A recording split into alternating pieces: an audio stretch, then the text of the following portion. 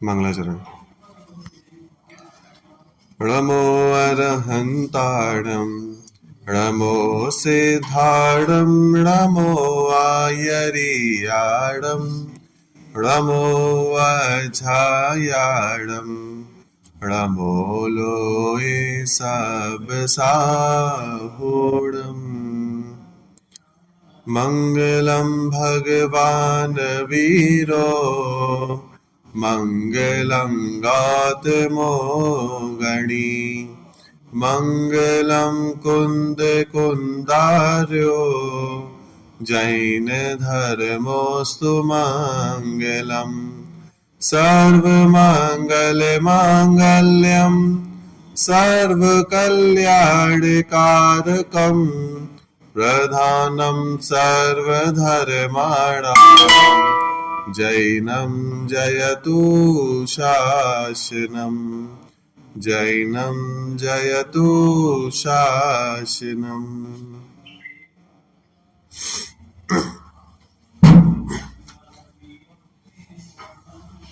उमा स्वामी आचार्य द्वारा रचित तत्वार्थ सूत्र ग्रंथ के द्वितीय अध्याय पे अपनी चर्चा चल रही है और चौथे सूत्र तक अपनी चर्चा समाप्त हो चुकी है। बराबर, पांचवें सूत्र से आज अपन को चर्चा प्रारंभ करना है।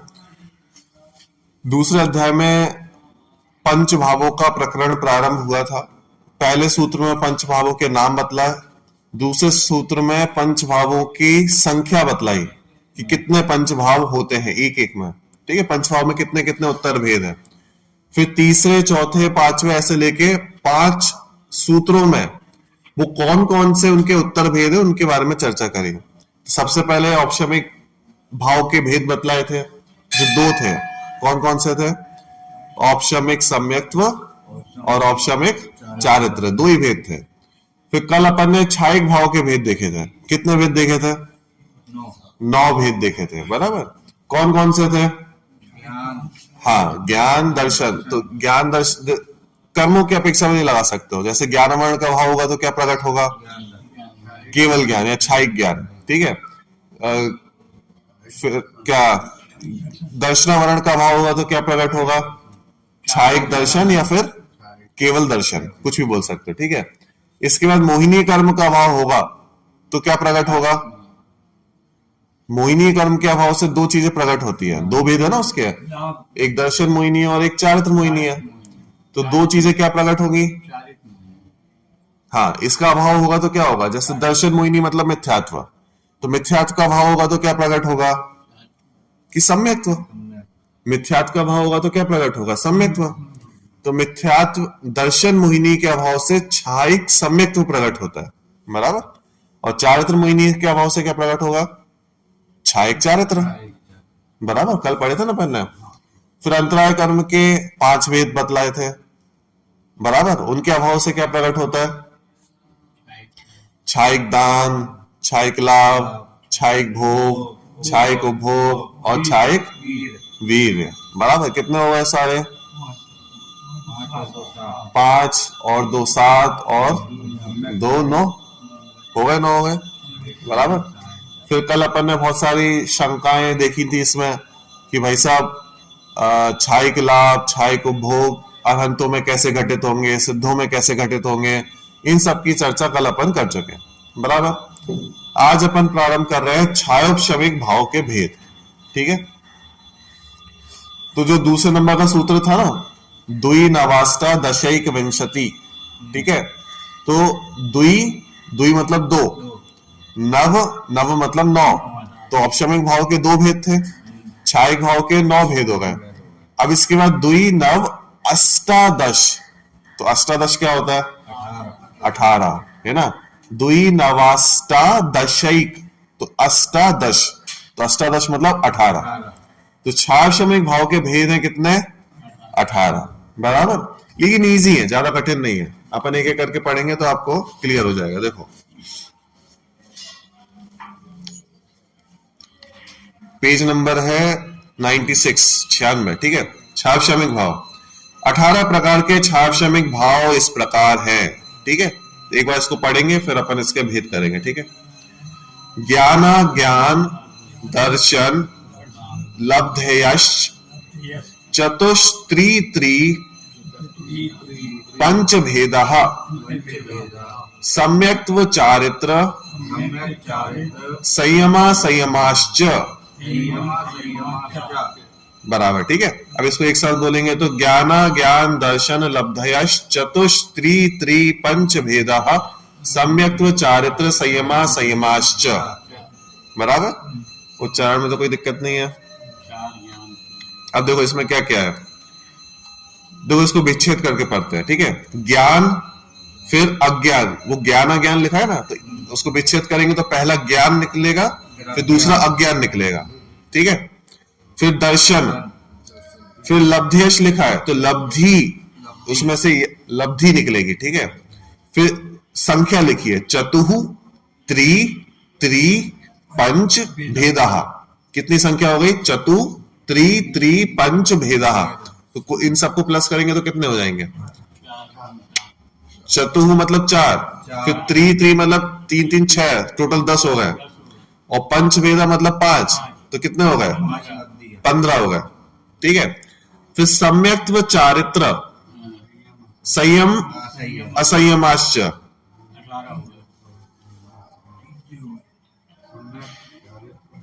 ठीक है, हो गए सम्यक्त्व चारित्र और संयमा संयम, ठीक है।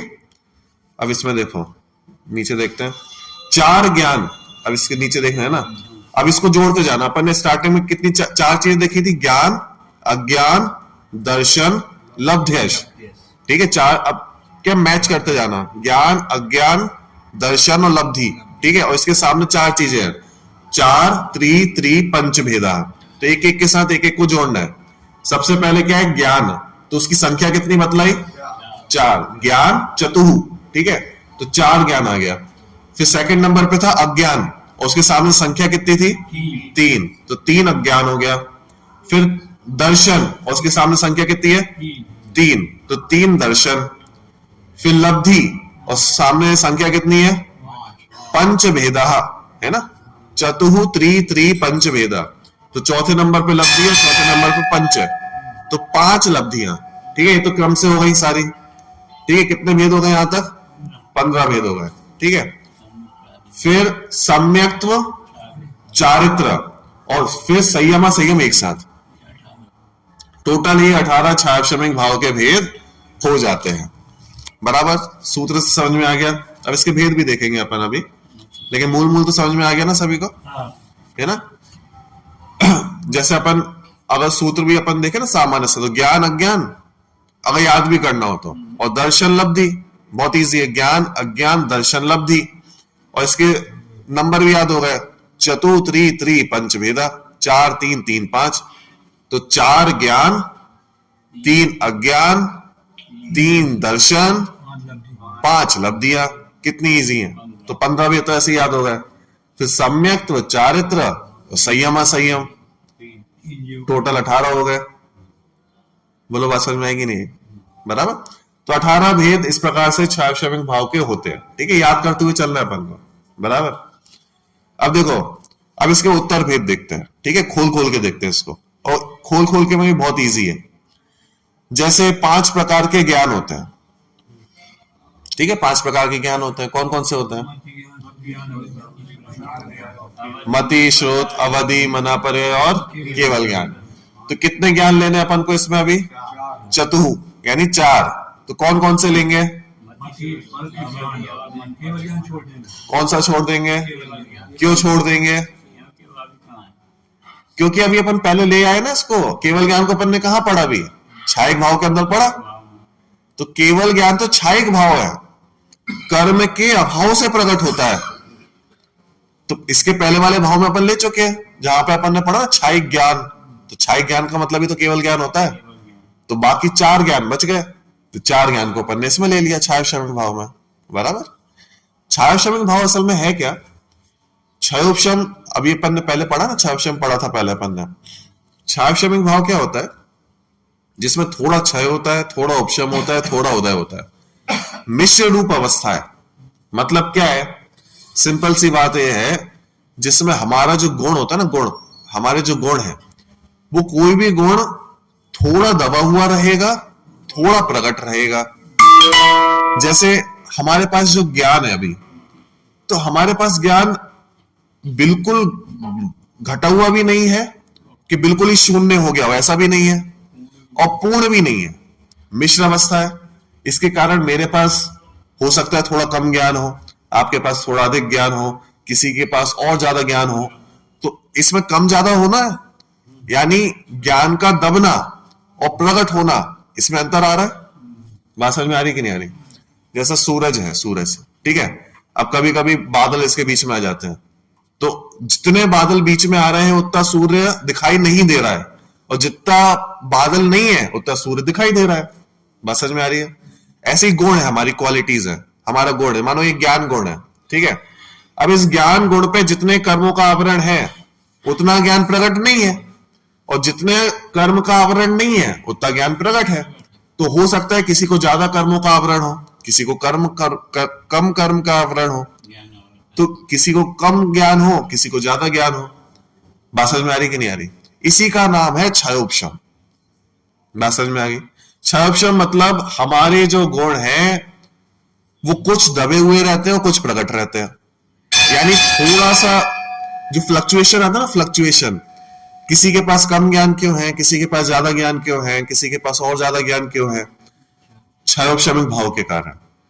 क्योंकि क्षयोपशम ये कहता है कि कर्म का आवरण किसी के पास ज्यादा भी हो सकता है, किसी के पास कम भी हो सकता है। हाँ, बात समझ में आ गई? ठीक है, चलो। तो इसका मतलब जो चार भाव है ना, चार ज्ञान है, मति ज्ञान, श्रुत ज्ञान, अवधि ज्ञान और मनापरय ज्ञान, ये चारों ही ज्ञान क्षयोपशमिक भाव के अंदर आते हैं। इसका मतलब ये ज्ञान पूर्ण ज्ञान नहीं है, थोड़ी वस्तु को जान पाएंगे, थोड़ी वस्तु को नहीं जान पाएंगे। जैसे मनापरय ज्ञान है, तो मनापरय ज्ञान में थोड़े मन को बात को जान पाएगा, थोड़ा नहीं जान पाएगा, लिमिट है। तो जहां पे भी लिमिट आ जाती है वो क्षयोपशमिक भाव कहलाता है। समझ में आ गई? जिसमें ही चीज में लिमिट आ गई वो क्षयोपशमिक भाव है, बराबर। और केवल ज्ञान को क्यों नहीं लिया इसके अंदर? क्योंकि केवल ज्ञान तो पूर्ण ज्ञान है ना। उस ऐसा थोड़ा ना होता है किसी के पास कम केवल ज्ञान हो, किसी के पास ज्यादा केवल ज्ञान हो। सिद्धों में ही आपस में ऐसा हो, कोई ज्यादा ज्ञानधारी हो, कोई कम ज्ञानधारी हो, ऐसा तो नहीं होता। वहां तो पूर्ण ज्ञान है। इसलिए केवल ज्ञान को तो अपन ने रखा क्षायिक भाव में, और ये चार ज्ञान को अपन ने रखा क्षयोपशमिक भाव में, बराबर। चलो, तो चतुः ज्ञान हो गए। इसके बाद अज्ञान। तो अज्ञान के भेद कितने लिए? तीन अज्ञान लिए। कौन कौन से? हाँ, असल में क्या है, ये जो पांच ज्ञान है ना, मति, श्रुत, अवधि, मनापरय और केवल ज्ञान, तो इनके कुभेद भी बनते हैं। यानी ये पांच ज्ञान तो सम्यक दृष्टि की अपेक्षा बोले जाते हैं, और मिथ्या दृष्टि के सारे ज्ञान कैसे होते हैं? कुज्ञान कहलाते हैं, बराबर। तो कितने ज्ञान हो गए? कुमति, कुश्रुत, कुअवधि। तो ऐसा प्रश्न होगा कि कु मनापरय क्यों नहीं लिया, कु केवल ज्ञान क्यों नहीं लिया? उसको भी ले लेते हैं। दो क्यों छोड़ दिए? दो क्यों छोड़ दिए? कु मनापरय ज्ञान क्यों नहीं लिया? उसको भी ले लेते हैं। कि कु मनापरय ज्ञान होता ही नहीं है, हो ही नहीं सकता। क्यों? क्योंकि मनापरय ज्ञान जो है ना, वो मात्र भावलिंगी मुनिराजों, ज्ञानी मुनिराजों को ही होता है, अज्ञानी को हो ही नहीं सकता। तो जब अज्ञानी को हो ही नहीं सकता, मिथ्या दृष्टि को हो ही नहीं सकता, तो उसका कुभेद बनाएंगे कैसे? मिथ्या भेद बनाएंगे कैसे? बात समझ में आएगी नहीं? वो सिर्फ सम्यक दृष्टि ज्ञानी मुनिराजों को ही होता है, इसलिए उसमें कुभेद होता ही नहीं है।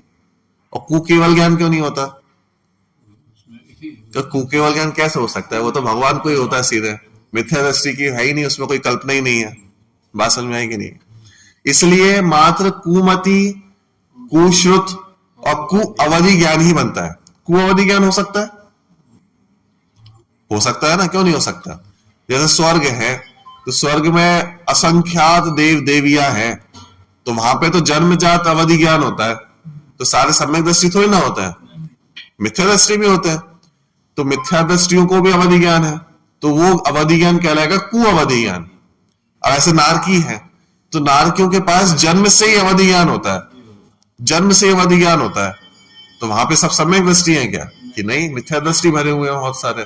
तो उनको जितने भी मिथ्या दृष्टि के पास है वो कुअवधि ज्ञान कहलाएगा। मनुष्य त्रंचों को भी हो जाता है, तो जरूरी थोड़ा ना कि सारे सम्यक दृष्टि हो, मिथ्या दृष्टि भी हो सकता है। बात समझ में आ गई? इसलिए अवधि ज्ञान तो कु हो सकता है, और मति श्रुत ज्ञान तो सामान्य ज्ञान है, हम सभी के पास है। तो मिथ्या दृष्टि और सम्यक दृष्टि दोनों के पास हो सकता है।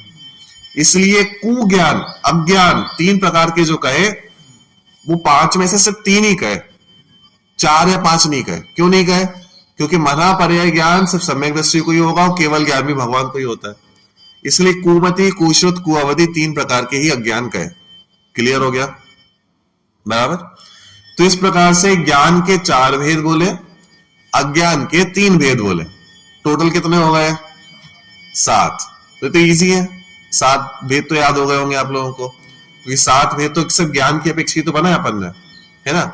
मति, श्रुत, अवधि, मना पर्याय, फिर कुमति, कुश्रुत, कुअवधि, इस प्रकार से 7 भेद हो गए। चलो आगे बढ़े। फिर ज्ञान हो गया, अज्ञान हो गया, फिर दर्शन। दर्शन के कितने भेद बोले? 3 भेद बोले। ठीक है। टोटल दर्शन के कितने भेद होते हैं? टोटल दर्शन के भेद होते हैं 4। 4 प्रकार के दर्शन होते हैं। ठीक है। चक्षु दर्शन, अचक्षु दर्शन, अवधि दर्शन और केवल दर्शन। कौन से 3 लेने इसमें से? केवल दर्शन को छोड़ के बाकी के ले लो। तो कौन कौन से हो गए? चक्षु दर्शन, अचक्षु दर्शन और अवधि दर्शन। हाँ, बहुत बढ़िया। तो 3 प्रकार के दर्शन हो गए, चक्षु दर्शन, अचक्षु दर्शन और अवधि दर्शन। केवल दर्शन क्यों छोड़ दिया भाई साहब? केवल दर्शन क्यों छोड़ दिया इसमें? क्योंकि पहले ले लिया ना। कहां पे ले लिया? छाई भाव के अंदर ले लिया। अपन ने बोला था ना छायिक दर्शन, और अपन ने इसका पर्यायवाची बोला था केवल दर्शन, बोला था ना। तो वहां पे ले लिया था अपन ने, क्योंकि केवल दर्शन छायिक भाव है, वो सिर्फ भगवान को ही प्रकट होगा। बराबर। और बाकी ये जो 3 दर्शन है ये कम ज्यादा होते रहते हैं, छायाक्षमिक भाव है। बराबर। इसका मतलब चक्षु दर्शन, अचक्षु दर्शन, अवधि दर्शन, इसमें भी फ्लक्चुएशंस होता है। किसी के पास ज्यादा हो सकता है, किसी के पास कम हो सकता है। बराबर। तो ये 3 प्रकार के दर्शन भी हो गए। अभी तक कितने हो गए टोटल?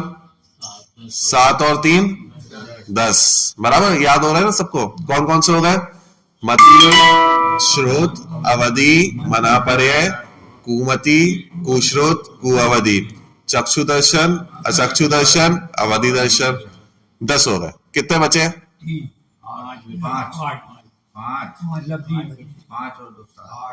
8 हो गए ना टोटल। 8 और बचे, टोटल 18 भेद है ना। 10 हो गए, 8 और बचे। अब कौन सा भेद बचा है? लब्धि। लब्धि के कितने भेद बोले? 5। अब लब्धियां तो इजी है, जो अपन ने कल पढ़ी थी। कौन कौन सी? दान, लाभ, भोग, उपभोग, वीर। अभी भाई साहब ये तो आपने पहले भी ले ली थी, या वापस क्यों ले ली आपने? क्योंकि वो अलग थी, ये अलग है। वो छायिक लब्धियां थी, ये छायाक्षमिक लब्धियां हैं। क्या अंतर है इन दोनों में? कि छायिक लब्धियां केवली को होंगी, उनको किसी का वश नहीं है, सारे कर्मों का अभाव करके प्रकट हुई है। और हमारे पास कैसी है? हमारे पास है छायाक्षमिक लब्धियां। इसका मतलब है कि हमें पूर्ण वस्तु प्राप्त नहीं भी होगी, कुछ वस्तु प्राप्त होगी, कुछ नहीं होगी। बात समझ में आ गई कि नहीं है? छायाक्षम का मतलब क्या है? कुछ का होना, कुछ का नहीं होना। केवली के पास ऐसा नहीं है, उन्हें पूर्ण प्रकट होगा। हमारे पास कुछ होगा, कुछ नहीं होगा।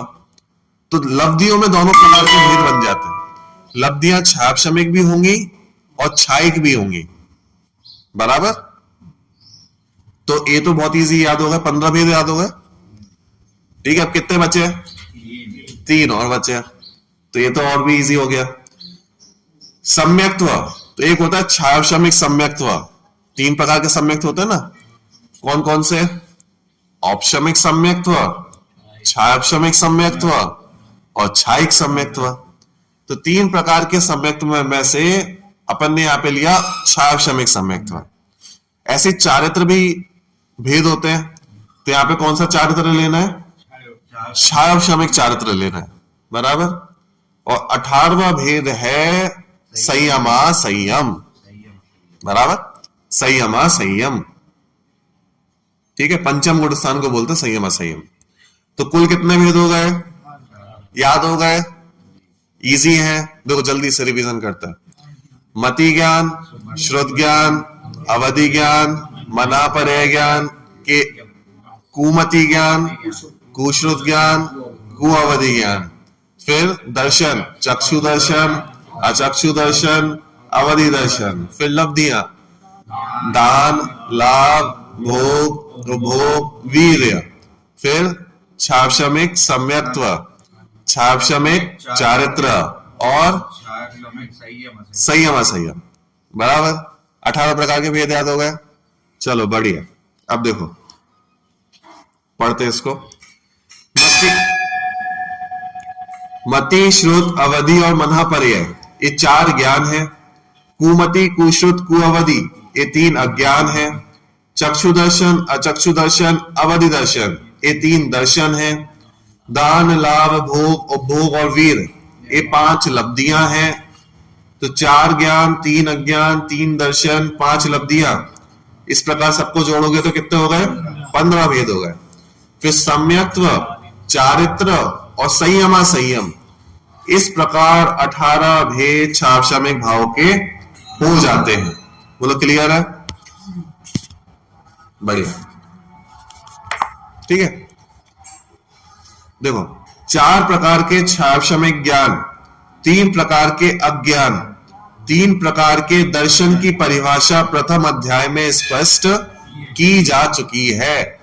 तो जो प्रथम अध्याय अपन पढ़ के आए ना, ये सबके भेद, प्रभेद और परिभाषा उसमें आ चुकी है। वहां पे अपन ने सबके देखे हैं। तो 5 ज्ञानों की चर्चा भी वहां पे आ चुकी है कि मति ज्ञान किसे कहते हैं, श्रुत ज्ञान किसे कहते हैं, अवधि ज्ञान किसे कहते हैं, उनका विषय क्या है, सब पढ़ चुके हैं। तो 4 प्रकार के ज्ञान, 3 प्रकार के अज्ञान और 3 प्रकार के दर्शन, यहां तक की परिभाषा है तो क्लियर है। ठीक है, 5 लब्धियों की चर्चा छायक भाव के प्रकरण में हो चुकी है। इसके जो पहले अपन ने छायक भाव का प्रकरण पढ़ा ना, उसके अंदर आ चुकी है। इतना अंतर समझना चाहिए कि छायक भाव में अंतराय के क्षय से होने वाली लब्धियां हैं, और यह छावशमिक भाव के प्रकरण में अंतराय कर्म के क्षयोपशम से होने वाली लब्धियों की बात है। अंतर बस इतना सही है, मतलब उस छायक भाव में और छावशमिक भाव में लब्धियों में अंतर क्या है कि वहां पर छायक भाव में जो लब्धियां कही गई हैं वो अंतराय कर्म के क्षय से उत्पन्न हुई है, और यहां पर जो लब्धियां कही गई हैं ये अंतराय कर्म के क्षयक्षम से उत्पन्न हुई है। बस अंतर इतना ही है। अभी अपन ने कहा ना कि उनमें कोई रोक टोक नहीं बची है, उनको तो पूरा क्षय कर दिया, पूर्ण प्रकट है। और हमारे पास कितना है कि हमारे पास पूर्ण प्रकट नहीं है, हमारे पास थोड़ा प्रकट होता है, थोड़ा प्रकट नहीं होता है, बराबर। इसलिए छावशमिक भाव है। छावशमिक सम्यक्त्व का स्वरूप इसी अध्याय के पहले दूसरे सूत्र की व्याख्या में आ चुकी है। ठीक है, तो उसकी स्वरूप भी आ गई। अब देखो, अनंतानुबंधी, अप्रत्याख्यानावरण और प्रत्याख्यानावरण, इन 12 कषाय कर्मों के उदयाभावी क्षय, इन्हीं के सदवस्था रूप उपशम होने से तथा 4 संजुलन में से किसी एक प्रकृति के देशघाती स्पर्धकों का उदय होने पर, 9 कषायों का यथासंभव उदय होने पर जो संसार से पूरी निवृत्ति रूप परिणाम होता है वह छावशमिक चारित्र कहलाता है। यह चारित्र 6वें 7वें गुणस्थानवर्ती मुनिराजों के होता है। कि भाई साहब ये सब क्या है, तो आपको याद होगा कुछ दिन पहले ही अपन ने इसकी चर्चा की थी, लेकिन ये थोड़ा विशेष ज्ञान है, मतलब समझ में आया तो ठीक, नहीं आया तो भी ठीक चलेगा। मतलब इसमें क्या होता है कि कुछ स्पर्धक होते हैं, ठीक है, कुछ देशघाती स्पर्धक होते हैं, कुछ सर्वघाती स्पर्धक होते हैं। सर्वघाती स्पर्धक तो सबका घात करते हैं, और देशघाती स्पर्धक कुछ का घात करते हैं, कुछ का नहीं करते। तो इसके निमित्त से ही क्षयोपशम बनता है, क्योंकि क्षयोपशम में कुछ प्रकृतियां चाहिए जो पूरा घात करें, और कुछ प्रकृतियां चाहिए जो थोड़ा बहुत घात करें। ठीक है, तो तीन जो कषाय हैं, अलंतानुबंधी, अप्रत्याख्यानवरण और प्रत्याख्यानवरण, इनका तो होता है उदयाभावी क्षय और सद्वस्थारूप उपशम, और संजुलन में से किसी प्रकृति का होता है देशघाती उदय। ठीक है, अभी प्रकरण समझ में आया तो ठीक, नहीं आया तो भी चलेगा, वैसे इतना समझ लो कि छावशमिक चारित्र यहां पे समझाया गया है। तो छावशमिक चारित्र जो होता है ना, वो मुनिराजों को होता है। कौन से मुनिराजों को होता है? सारे मुनिराजों को नहीं होता, नहीं, भावलिंगी मुनिराज तो है ही, लेकिन कौन सा गुणस्थान भरती? कि सिर्फ छठवें और सातवें गुणस्थान भरती। मुनिराजों के गुणस्थान कहां से प्रारंभ हो जाते हैं? छठवें गुणस्थान से। नहीं, प्रारंभ कहां से हो जाते हैं, मतलब कौन से गुणस्थान से मुनिराज रहते हैं? तो छठवें में भी मुनिराज तो है ही ना। मुनिराजों के कितने गुणस्थान है? तो मुनिराजों के गुणस्थान तो छठवें से ही प्रारंभ हो गए ना। किन किन किन गुणस्थानों में मुनिराज रहते हैं? छठवां गुणस्थान गिरने का गुणस्थान ऐसा मत बोलो। छठवां गुणस्थान मतलब ये है कि शुभ भाव का गुणस्थान है। हाँ, मतलब है तो उसमें भी पवित्रता, तीन कषाय चौकड़ी का भाव ही है, मुनिराजों का ही गुणस्थान है वो, बराबर। मतलब ऐसे पतित नहीं हुए कि भाई वो मिथ्यात्व की अवस्था में आ गए, बराबर। हाँ, और अभी तो मूल में ऐसी भी चर्चा आई है कि छठवें गुणस्थान में भी शुभ भाव और शुद्ध भाव दोनों होते हैं, और सातवें गुणस्थान में भी शुभ भाव और शुद्ध भाव दोनों होते हैं, बराबर। तो मात्र ऐसा भी नहीं कह सकते कि छठवें गुणस्थान में मात्र शुभ भाव ही होते हैं, ऐसी भी चर्चा उसमें आती है। चलो ठीक है, तो मुनिराजों के जो गुणस्थान प्रारंभ हुए वो छठवें गुणस्थान से प्रारंभ हो जाते हैं। छठवें गुणस्थान से लेके जो 14वां गुणस्थान है, वास्तव में सारे ही मुनिराजों के गुणस्थान है। हम जो बोलते हैं ना 3 कम 9 करोड़ मुनिराज, तो 3 कम 9 करोड़ मुनिराजों में कौन कौन आ जाता है? 3 कम 9 करोड़ मुनिराज में कौन कौन आ जाते हैं? छठवें सातवें गुणस्थान वर्ती आ गए, गणधर भी आ गए, क्या अनंत परमेश्वरी भी आ जाते हैं? हाँ, तो जब हम बोलते हैं ना 3 कम 9 करोड़ मुनिराज, तो 3 कम 9 करोड़ मुनिराजों में अनंत परमेश्वरी भी आते हैं, जो 13वें 14वें गुणस्थान वर्ती है ना, वो भी आ जाते हैं इसमें। तो 3 कम 9 करोड़ मुनिराजों की जब हम जयकार लगाते हैं तो इसमें छठवें गुणस्थान से लेके 14वें गुणस्थान तक के सारे मुनिराज आ जाते हैं, बराबर। हाँ, वो ही मुनिराज ही कहलाते हैं अभी, बराबर। तो 13वें 14वें गुणस्थान वर्ती मुनिराज है, लेकिन भगवान बन चुके। ठीक है, अभी तो यहाँ पे क्या कह रहा है कि मुनिराजों का गुणस्थान प्रारंभ होता है छठवें से, तो छठवें और सातवें गुणस्थान में छावशमिक चारित्र पाया जाता है, बराबर। इसके बाद क्या होता है? इसके बाद फिर चेंज हो जाता है, 8वें से श्रेणियों के गुणस्थान प्रारंभ हो जाते हैं। 8वां 9वां 10वां 11वां 12वां, ये 5 गुणस्थान श्रेणियों के गुणस्थान कहलाते हैं। फिर इसमें चारित्र बदल जाता है। चलो अब आगे देखो, अलंतानुबंधी अप्रत्याख्यानवरण, इन 8 कषायों के उदयभावी क्षय, इन्हीं के सदवस्था रूप उपशम होने से, और प्रत्याख्यानवरण संचलन कषाय के देशघाती स्पर्धकों के उदय होने पर, 9 कषायों के यथासंभव उदय होने पर जो वीरता विरत रूप परिणाम होता है उसे संयमा संयम कहते हैं। ठीक है, यह संयमा संयम पंचम गुणस्थानवर्ती श्रावकों के होता है। ठीक है, अभी कैसे बना वो तो समझ में आया तो ठीक, नहीं आया तो भी चलेगा, लेकिन बस इतना समझ लो, ये संयमा संयम नामक जो 18वां भेद हमने बनाया, ये पंचम गुणस्थानवर्ती का होता है। तो जो पंचम गुणस्थान होता है ना, उसको अपन छावशमिक भाव के अंदर रखते हैं। क्यों रखते हैं? क्योंकि पंचम गुणस्थान में पता क्या होता है? पंचम गुणस्थान मतलब होता है 11 प्रतिमाओं का गुणस्थान। देखो, चौथा गुणस्थान होता है वो भी सम्यक्त का गुणस्थान है, लेकिन अविरत है, कोई नियम नहीं है उसमें। ठीक है, कोई नियम संयम इत्यादि नहीं है। पंचम गुणस्थान में आकर व्रत इत्यादि को ग्रहण कर लेता है। कौन से व्रत इत्यादि? कि नियम से उसके पास कोई ना कोई प्रतिमाएं होंगी, और प्रतिमाओं का उत्कृष्ट स्तर पे पहुंच गए तो ऐलक, छुल्लक, इत्यादि भी बन सकते हैं, बराबर। तो पंचम गुण स्थान में ये अलग होते हैं, पंचम गुण स्थान में क्षुल्लक होते हैं, और जो आरिका माता जी होती है वो भी पंचम गुण स्थान में होती है, हाँ उत्तम श्रावक कहलाते हैं। तो इन सबके पास कुछ व्रत होते हैं, तो इनको आपने छावशमिक भाव के अंदर क्यों रखा? छावशमिक भाव क्यों बोला इसको? संयमा संयम क्यों बोला? संयमा संयम का मतलब होता है संयम भी है और असंयम भी है, हाँ। तो संयमा संयम इसलिए बोला जाता है कि पंचम गुण स्थान में कुछ व्रत तो हैं लेकिन पूर्ण व्रत नहीं है। तो जितने व्रत नहीं उतना असंयम है, जितने व्रत है उतना संयम है, इसलिए उस गुण स्थान का नाम है संयमा संयम।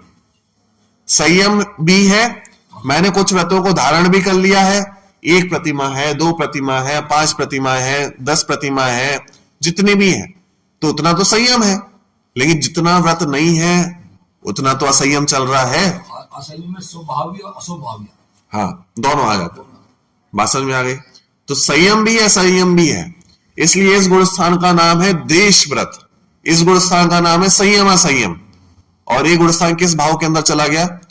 छावशमिक भाव के अंदर चला गया, बराबर। क्योंकि छावशमिक भाव में ये तो करते हैं अपन, थोड़ा है थोड़ा नहीं है, तो इसमें थोड़ा संयम है थोड़ा नहीं है। बोलो समझ में आ गया? ठीक है। तो लगभग सारे भेदों का प्रकरण क्लियर हो गया है ना। छावशमिक सम्यक क्लियर हो गया, छावशमिक चारित्र भी क्लियर हो गया कि छावशमिक चारित्र किसको होगा। छावशमिक चारित्र सिर्फ मुनिराजों को, और वो कौन से मुनिराज? 6वें 7वें गुण स्थानवर्ती मुनिराज है ना, हाँ। तो मुनिराज, ठीक है। और संयमा संयम किसको होगा? 5वें गुण स्थानवर्ती को, ठीक है। फिर 4 ज्ञान किसको होंगे? 4 ज्ञान किसको होंगे? मति ज्ञान, श्रुत ज्ञान, अवधि ज्ञान, मनापर्याय ज्ञान किसको होंगे? ये किसी को भी हो सकता है, मतलब हम लोगों को भी हो सकते हैं। नहीं, मति ज्ञान, श्रुत ज्ञान, अवधि ज्ञान यहां तक हमें हो सकते हैं, और मनापर्याय ज्ञान सिर्फ मुनिराजों को ही होगा, बराबर। हाँ, फिर इसके बाद कुमति ज्ञान, कुश्रुत ज्ञान, कुअवधि ज्ञान किसको हो सकते हैं? अज्ञानी को ही हो सकते हैं, चारों गतियों के जीवों को हो सकते हैं, ठीक है। फिर लब्धियां नहीं सॉरी दर्शन, चक्षु दर्शन, अचक्षु दर्शन, अवधि दर्शन किसको होंगे? हाँ, ये तो सभी को ही होंगे, ठीक है। सामान्य मनुष्यों को भी हो सकते हैं। लब्धियां, 5 लब्धियां सभी को ही चल रही हैं, सभी में ही छावशमिक भाव है इसका। निगोदिया के पास भी है, सबके पास चल रही है, ठीक है। फिर छावशमिक सम्यक किसको होगा? यानी लब्धियों को अपन परिणामी भाव देते। नहीं, लब्धियों छावशमिक भाव के अंदर है, वो समय पाई जा रही ना, समय तो पाई जा रही है लेकिन एक जैसी नहीं पाई जा रही, अलग अलग पाई जा रही है। तो पारिणामिक भाव तो एक जैसा होता है, छावशमिक भाव है सब में, लेकिन छावशमिक का मतलब ही ये है कि आप में ज्यादा, मेरे में कम, किसी में और ज्यादा, इसी का ही नाम छावशम है। अब निगोदिया के पास बहुत कम है, हमारे पास और ज्यादा है, कोई और होंगे जिनके पास और भी ज्यादा होगा, बराबर। तो ये अंतर पड़ जाता है, ठीक है। छावशमिक सम्यक तो हो गया। छावशमिक सम्यक किसको होगा? 4थे गुण स्थान से प्रारंभ हो सकता है, किसी को भी हो सकता है, बराबर। छावशमिक चारित्र किसको होगा? अभी पढ़ा ना अपन ने, छावशमिक चारित्र किसको होगा? चारित्र मुनिराजों को ही होगा, और मुनिराजों में भी किसको होगा? सिर्फ 6वें और 7वें गुण स्थानवर्ती मुनिराजों को ही होगा। तो संयमा संयम किसको होगा? सिर्फ पंचम गुण स्थानवर्ती को, बराबर। चलो देखो, ये संयमा संयम पंचम गुण स्थानवर्ती श्रावकों के ही होता है। ये 18 प्रकार के भाव ज्ञानी अज्ञानी सभी छद्मस्त जीवों के होते हैं। ज्ञानी के भी होंगे, अज्ञानी के भी होंगे, छद्मस्त जीव के भी होंगे। कि भाई सब कैसे होंगे? ज्ञानी के कौन से भाव कहे कि 5 ज्ञान 4 ज्ञान बोले ना, तो 4 ज्ञान ज्ञानी की अपेक्षा ही बोले। अज्ञानी की अपेक्षा कौन से होंगे कि 3 अज्ञान बोले, कुमति, कुश्रुत, कुअवधि, ये अज्ञानी की अपेक्षा होंगे। छद्मस्त की अपेक्षा छदमस्त कौन से गुण स्थान तक होता है? छदमस्त हाँ, छदमस्त का मतलब क्या है? मतलब केवल ज्ञान प्राप्त नहीं हुआ मात्र। हाँ, छदमस्त, छद्म का मतलब होता है ज्ञान दर्शन की अपेक्षा छद्म बोला जाता है। छद्म मतलब जैसे होता है ना, छद्म भेष धारण कर लिया, छद्म मतलब आवरण डाल दिया। तो हमारे ज्ञान दर्शन पे जो आवरण डाला रहता है ना, यानी कुल मिला के छद्मस्त मतलब होता है जिसके पास ज्ञानावरण और दर्शनावरण, ये दो कर्म जिसके पास मौजूद है, उसे अपन कहते हैं छद्मस्त। बराबर। तो छद्मस्त कहां तक आ गए? अरे जहां तक भगवान नहीं बने उसके पहले की हर अवस्था छद्मस्त कहलाती है। अंदर तक छदमस्त। हाँ, गणधर भी छद्मस्त है, यानी 12वें गुण स्थान तक छद्मस्त कहलाते हैं, पहले गुण स्थान से 12वें गुण स्थान तक। क्योंकि 13वें गुण स्थान में अरंत बनते हैं, 13वां गुण स्थान है ना, वहां पे जाके अरंत बना जाता है। तो 12वें गुण स्थान तक छद्मस्त है, यानी उनके पास भी थोड़ा ज्ञान है, थोड़ा ज्ञान नहीं है। गणधर के पास भी पूरा ज्ञान थोड़ी ना है, वो केवल ज्ञानी थोड़ी ना है, मति शुद्ध ज्ञानी है, अवधि ज्ञानी है, कदाचित मना परे ज्ञानी है। ये मना परे ज्ञानी 4 ज्ञान के धारी होते हैं, ठीक है, मना परे ज्ञानी भी है, ठीक है। तो ये 18 प्रकार के भाव ज्ञानी अज्ञानी सभी छद्मस्त जीवों के होते हैं। इसका आशय यह नहीं है कि सभी भाव सभी छद्मस्तों के होते हैं, कि भाई अपने अंदर कितने भाव हैं, ये इसका मतलब ये नहीं समझना कि आपके अंदर 18 ही भाव हैं। आप काउंट कर लो कि हमारे अंदर कितने भाव हैं, तो बहुत कम ही निकलेंगे, ज्यादा नहीं निकलेंगे। कि 4 ज्ञानों में से कितने भाव होंगे? 4 ज्ञान है ना, तो कितने ज्ञान है आपके पास? मना परे ज्ञान है क्या? हो ही नहीं सकता। अवधि ज्ञान है क्या? प्रयोग करके देख लो कि नहीं है। तो कितने ज्ञान है? कुमति, सॉरी मति ज्ञान है, श्रुत ज्ञान। अब यदि सम्यक दृष्टि हो तो मति श्रुत ज्ञान लगा लेना, मिथ्या दृष्टि हो तो कुमति कुश्रुत ज्ञान लगा लेना। यानी 7 ज्ञानों में से सिर्फ 2 ही ज्ञान तो है, बाकी के 5 ज्ञान तो है ही नहीं। इसके बाद दर्शन, दर्शन में से कितने दर्शन हो सकते हैं? या तो चक्षु दर्शन होगा या चक्षु दर्शन होगा। कदाचित किसी के पास अवधि ज्ञान हो तो अवधि दर्शन भी होगा, लेकिन नहीं है। तो कितने दर्शन हुए? 2 ही हुए। तो अभी तक कितने हो गए आपके पास चार भाव? 2 ज्ञान में से 2 दर्शन, 4 हो गए। फिर लब्धियां, लब्धियां तो 5 हो सकती हैं, 5 ही होती हैं, तो कितनी हो गई? 9 भेद हो गए। इसके बाद क्या आपके पास शावशमिक सम्यक तो है? भाई किसी के पास हो तो लगा लेना, नहीं हो तो मत लगाना। किसी के पास शावशमिक चारित्र है? हो ही नहीं सकता। क्यों? किसके प्रकट होता है? सम्यक दृष्टि नहीं, मुनिराजो 6वें 7वें गुण सामर्थ्य, तो हो ही नहीं सकता। तो किसी के पास संयम असंयम है? हो तो लगा लेना, कोई पंचम गुण स्थानवर्ती बैठा हो, किसी के पास नियम संयम हो तो लगा लेना, नहीं हो तो मत लगाना। तो कुल मिला के अगर अपन देखें कम से कम तो कितने भेद बचे अपने पास? 5 और 4 9, तो 18 में से सिर्फ 9 ही भेद है। और किसी के पास सम्यक तो हो और पंचम गुण स्थानवर्ती हो तो 2 और ऐड कर लेना, तो कितने हो जाएंगे? 11। कदाचित कोई अवधि ज्ञानी हो तो 2 और ऐड कर लेना, तो 13 हो जाएंगे। इससे ज्यादा तो वैसे भी नहीं है अपने पास, बराबर। तो छावशमिक भाव के बस इतने ही भेद बन सकते हैं। तो देखो, ये 18 प्रकार के भाव ज्ञानी अज्ञानी सभी छद्मस्त जीवों के होते हैं। इसका आशय यह नहीं है कि सभी भाव सभी छद्मस्तों के होते हैं, किसी किसी के कुछ कुछ होंगे, बराबर। हाँ, तात्पर्य यह है कि मति श्रुत अवधि और मना पर्याय ज्ञान ज्ञानियों के होते हैं और कुमति कुश्रुत कुअवधि अज्ञानियों के होते हैं। तो ये तो वैसे ही अलग अलग हो गए। इसी प्रकार अन्य भावों के संदर्भ में भी समझ लेना चाहिए, जो अपन समझ चुके हैं अभी, ठीक है। ज्ञानी अज्ञानी सभी छद्मस्तों के होने से छद्म भाव वालों की संख्या छायक भाव वालों से अधिक है। क्या बोला? अभी आप देखो, छायक भाव जो है ना, अभी अपन ने क्या देखा था? छायक भाव किस किस को होता है? जनरली भगवान को होता है, सिद्धों को होता है, अरहंतों को होता है, क्योंकि वो छाय कर चुके हैं ना। कदाचित चौथे गुण संवर्ती छायक सम्यक को होता है। हाँ, लेकिन आप कल्पना करो, जितने केवली बन चुके हैं ना पूरे सिद्ध, उनसे भी अधिक अनंत गुणी राशि जीव राशि है संसारी राशि। संसारी राशि बहुत ज्यादा है, उसके मुकाबले सिद्ध बहुत कम है। अभी बात समझ में आ रही है?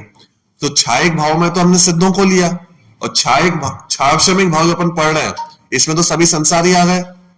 इसका मतलब जीवों की संख्या किसमें ज्यादा होगी? छावशमिक भाव में। बात समझ में आई कि नहीं? छावशमिक भाव में जीवों की संख्या ज्यादा है, छायिक भाव में कम थी, औपशमिक भाव में उससे भी कम थी। तो क्रम चल रहा है, सबसे पहले औपशमिक भाव लिया, उससे ज्यादा संख्या है छायिक भाव में, उससे ज्यादा संख्या है छावशमिक भाव में। बराबर? ठीक है, इसलिए इसे सूत्र में तीसरा स्थान प्राप्त हुआ है। तीसरे स्थान पे इसको रखा अपन ने। इनसे भी अधिक संख्या औदैक भाव वालों की है, क्योंकि वे 14 गुण स्थान वाले सभी संसारी जीवों के पाए जाते हैं। अभी अपन पढ़ेंगे औदैक भाव आएगा जब। इसलिए औदैक भाव वालों को चौथा स्थान प्राप्त हुआ है। पारिणामिक भाव सभी जीवों के होने के कारण सर्वाधिक संख्या वाला है, अतः उसे पंचम स्थान प्राप्त हुआ है, अंतिम स्थान प्राप्त हुआ है। इस प्रकार पहले सूत्र के क्रम में पांचों भावों को जो स्थान प्राप्त हुआ है उसमें संख्या की न्यूनाधिकता एक मुख्य कारण है। बराबर? तो जो पहला सूत्र पढ़ा था ना, औपशमिक छायिको भावो मिश्रस्य जीवस्य स्वतत्व मौदायिक पारिणामिक उच्च, तो उसमें एक क्रम क्यों दिया था भावों का?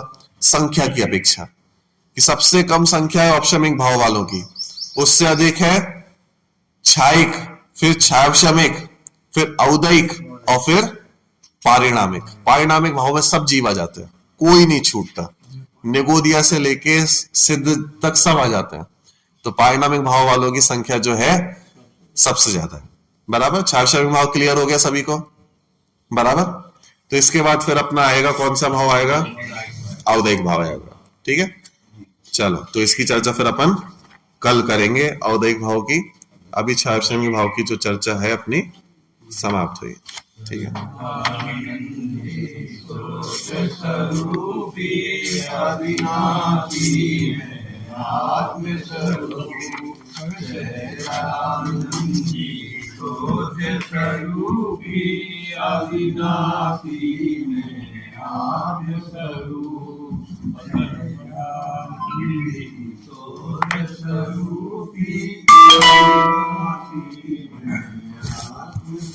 नंबर 15